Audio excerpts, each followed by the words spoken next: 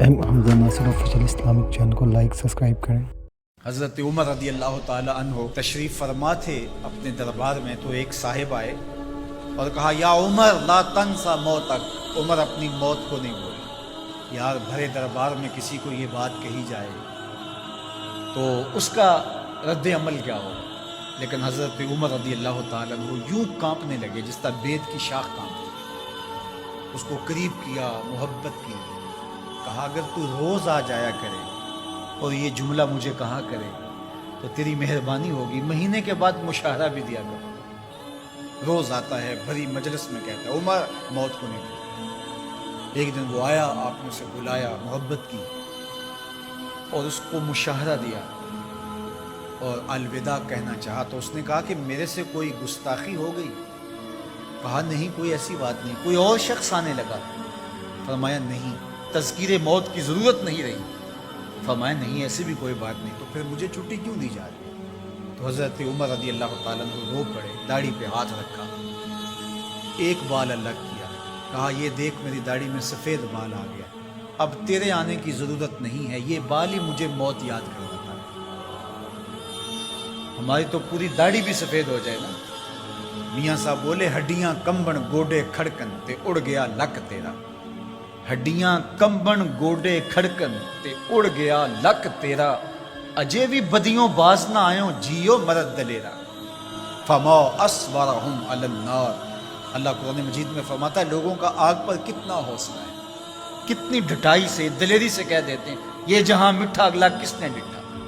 جب ہم کسی کے جنازے کو کندھا دیتے تو ہم سمجھتے ہیں اسی کے جنازے کو کندھا دیا، یہ نہیں سوچتے کہ یہ وقت ہمارے اوپر بھی آنے والا ہے۔ خیر کن فلاں و غنیمت شمار عمر، زاں کے بیشتر بانگ برایت کے فلاں نماز۔ شیخ سعدی فرماتے ہیں کہ اے صاحب نیکی کر لے اور غنیمت شمار کر اس عمر کو، اس سے قبل کہ تیرے لیے بھی اعلان ہو جائے کہ فلاں بھی چلا گیا۔ پہلے تو سپیکروں میں اعلان ہوتا تھا، فیس بک پہ خبر آتی ہے فلاں بھی چلا گیا، فلاں بھی چلا گیا۔ اس سے قبل کہ یہ آواز آ جائے، یہ اعلان ہو جائے، یہ خبر مشتہر ہو جائے کہ فلاں بھی چلا گیا، تو یہ خبر آنے والی ہے، آج نہیں تو کل، کل نہیں تو پرسوں۔ تو کہا کثرت کے ساتھ موت کو یاد کرو، اس سے تمہارے دلوں کا زنگ اترے گا، تم اپنی آخرت کی طرف متوجہ ہو گے۔ اور دوسری بات ارشاد فرمائی وَتِلَاوَةُ القرآن، اور قرآن مجید کی تلاوت کرو۔ قرآن مجید کی تلاوت اگر تمہاری زندگی کا معمول بن گیا تو تلاوت ایسا نور ہے جو دلوں کے زنگ اتار دیتا ہے اور اللہ کی معرفت کا رنگ چڑھا دیتا ہے۔ اس لیے دو چیزیں دلوں کے زنگ اتارتی ہیں، ایک کثرت کے ساتھ موت کو یاد، اس کے لیے کوئی نصاب نہیں پڑھنا پڑتا، کسی کے پاس جا کے بیٹھنا نہیں پڑتا، یہ خاموش مبلغ ہے، اس مبلغ کو سننے کے لیے سفر کر کے نہیں جانا پڑتا، اس کو کسی ٹیپ ریکارڈر کے اندر محفوظ کر کے کان کے ساتھ نہیں لگانا پڑتا، کوئی بٹن آن نہیں کرنا پڑتا، اب لائٹ ہے اب سن سکوں گا، اب لائٹ چلی گئی اب نہیں سن سکوں گا۔ اس کے لیے کوئی وقت متعین اور مقرر نہیں ہے، یہ ایسا مبلغ ہے، یہ خاموش واعظ ہے، جب چاہو اس کو سن سکتے ہو۔ تو کثرت کے ساتھ موت کو یاد کرنا یہ تمہارے لیے دلوں کے زنگ اتارنے کا سبب۔ اور دوسری چیز ارشاد فرمائی تلاوت القرآن، اور قرآن مجید کی تلاوت۔ جب قرآن مجید کی تلاوت معمول زندگی بن جاتی ہے تو دلوں کے زنگ قرآن مجید اتارتا ہے۔ اس سے بہتر دلوں کو پاک کرنے والی اور چیز ہو کیا سکتی ہے؟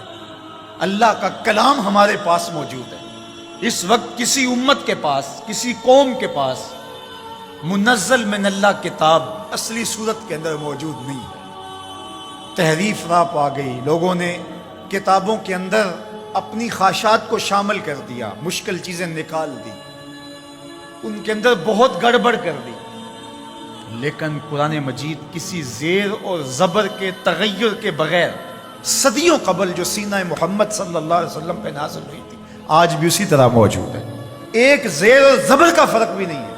یہ ایک یقین ہمارے ساتھ جڑا ہوا ہوتا ہے کہ یہ ہمارے رب کا کلام ہے، یہ ہمارے محبوب کریم کے سینہ انور پہ اترا تھا، یہ اس کتاب کا اعزاز ہے۔ تو کہا کہ اس کتاب کی کثرت کے ساتھ تلاوت کرو، تمہارے دلوں کا زنگ اتر جائے گا۔ اور اللہ تعالیٰ جل شانہ کی معرفت کا رنگ تمہیں نصیب ہو۔